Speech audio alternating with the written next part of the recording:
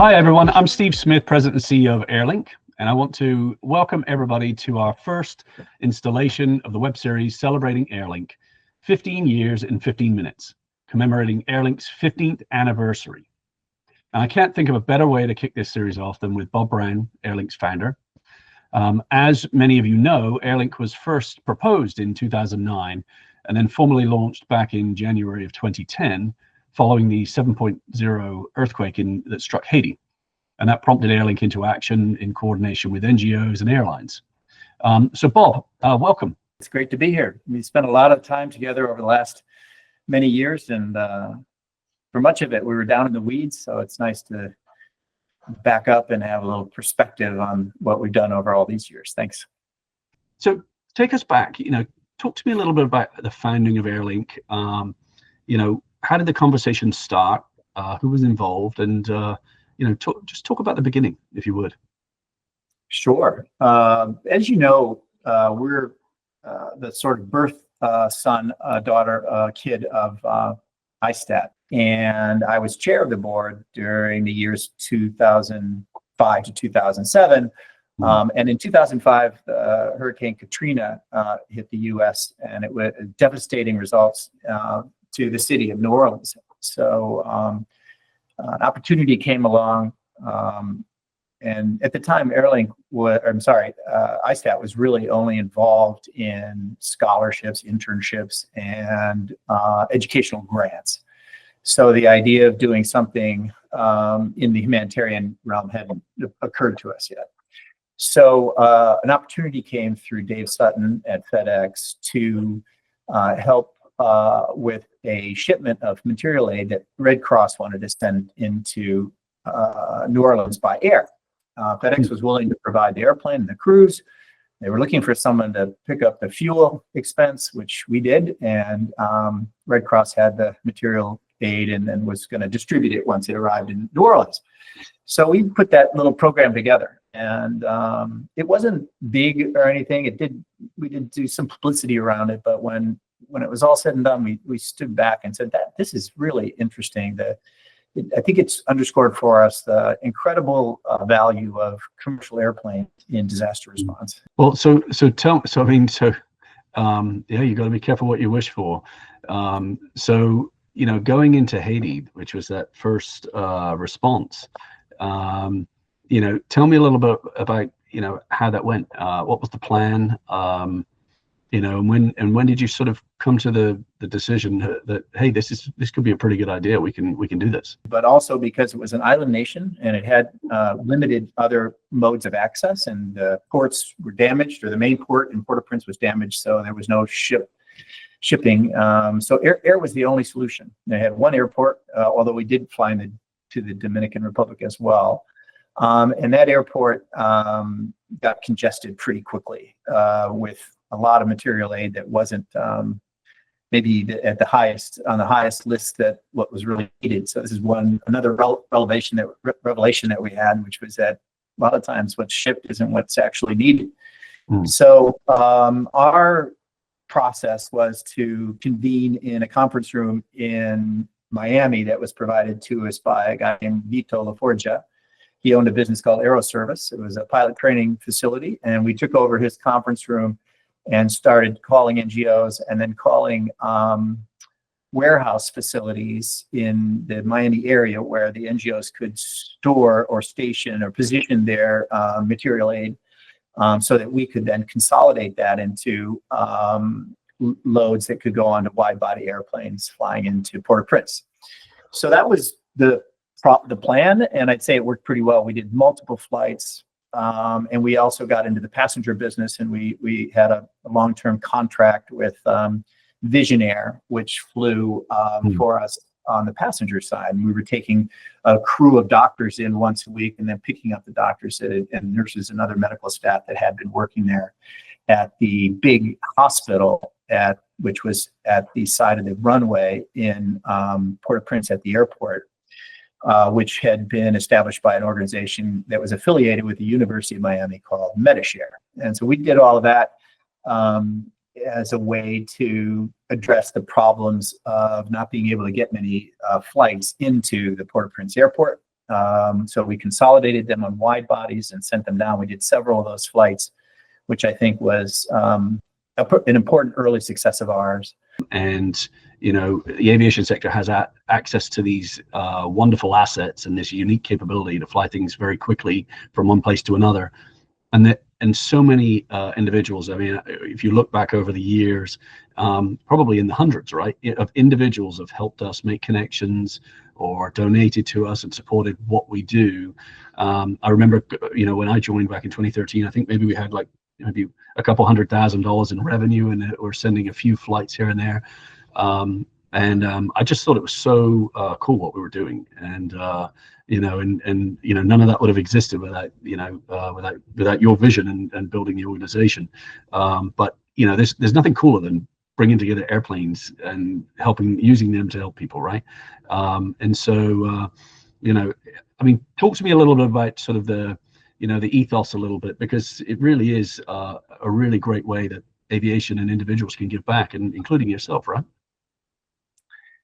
Yeah, I think the secret sauce that Airlink has is that it's such an attractive way for people from the aviation segment to volunteer. And we have volunteers coming from all corners of aviation. And so when people refer to me as the founder, I only accept that somewhat grudgingly, because there were so many other people at the moment that were right there next to me and who've been there for the entire voyage.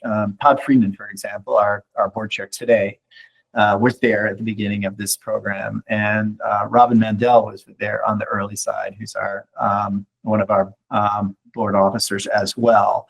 But yeah, we had, I think that giving aviation folks a chance to participate in disaster response was a great service to those people, because aviation people are can-do folks, and if you give them a path, they don't waste time; they go right down it.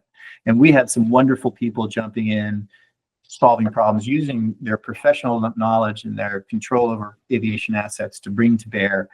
And it has been that way all the way along. We began talking about our program as a web-enabled program that was staffed by volunteers. And so in the early days, that's all we had. And I think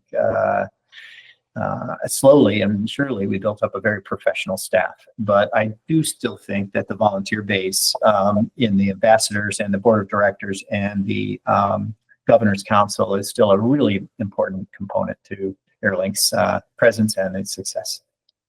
Yeah, absolutely. It sure is.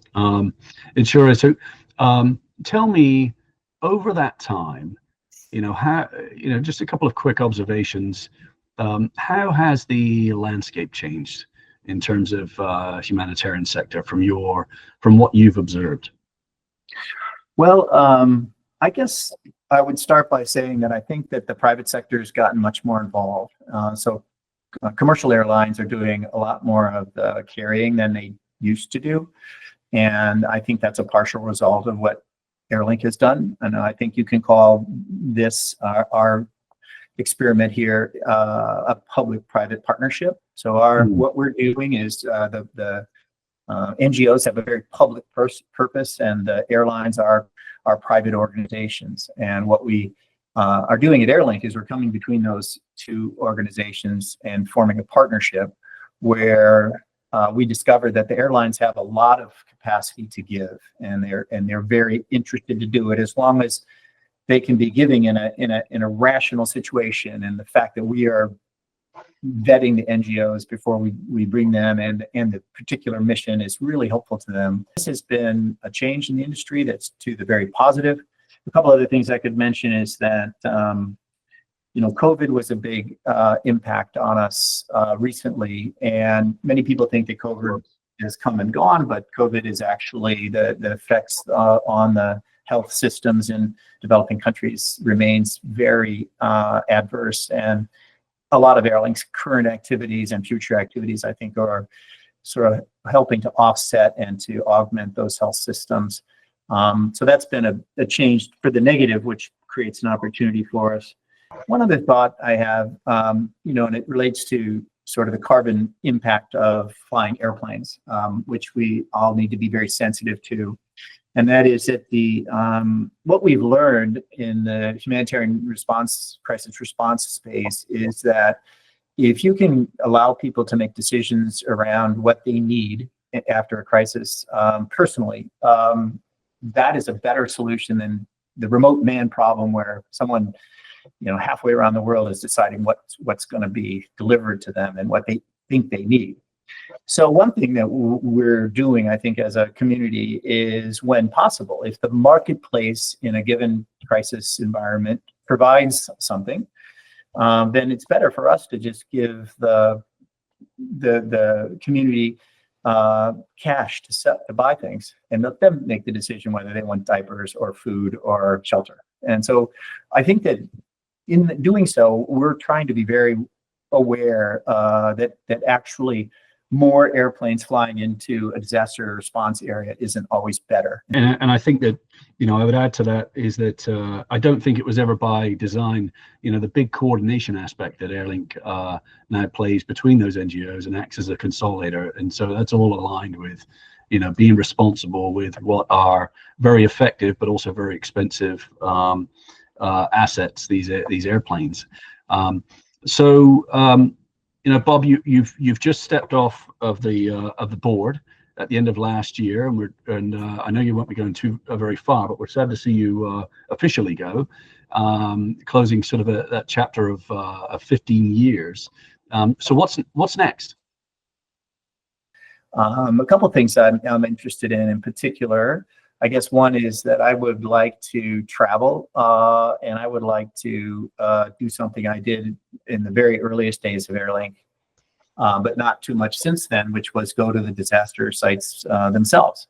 Now, I know this is sort of controversial, but I think when I try to think about how I became so enthusiastic about Airlink, it was by going to Haiti a couple times and going to Nepal once. And going to Rockaway Beach, after Sandy, and witnessing the incredible value of what we're doing, and then also seeing the incredible sadness, but also the hope that is in the eyes of the people that you're bringing relief to. I'm also interested in supporting the regionalization of the program, and I think that's really important that we establish beachheads around the world closer to the location of the aid being administered to try to make sure that we're making the right decisions. And that, I think, those two things both involve a certain amount of travel. So I hope to be getting on planes with Airlink in mind. I think we have enough contacts to figure out how to get you from one place to another. Listen, Bob, we've only got 15 minutes, so I just want to thank you for everything you've done, for all of the things that we've achieved over the last 15 years. Anytime we support a program, we have those NGOs report back about how many people we have helped. And it's a big aggregated number. It's over 60 million people that we've helped in the last 15 years, all because of those early days with ISTAT and, Yes founder, but also perhaps chief evangelist. Maybe you have that title. And so, thank you so much for joining me. I'll let you say the last word. Well, Steve, thank you very much. There's been so many highlights, and one of them has been to watch you come on board in 2012 and run this program for not 13 years. It's really you've enabled us to do many of the things that we've accomplished, and one of the things that really strikes me is the moment when we were recognized by the Clinton Global Initiative, where you got up onto a global stage and put Airlink on the map for many people. So there's many things that have sort of fed my spirit along the way, and now that I'm not so much the captain of the ship, I'm just really glad to still have a seat on this flight. So thank you. Thanks, Bob. And, thanks everybody for listening. Please come back February 15th for our next conversation commemorating 15 years of Airlink. Thanks, guys.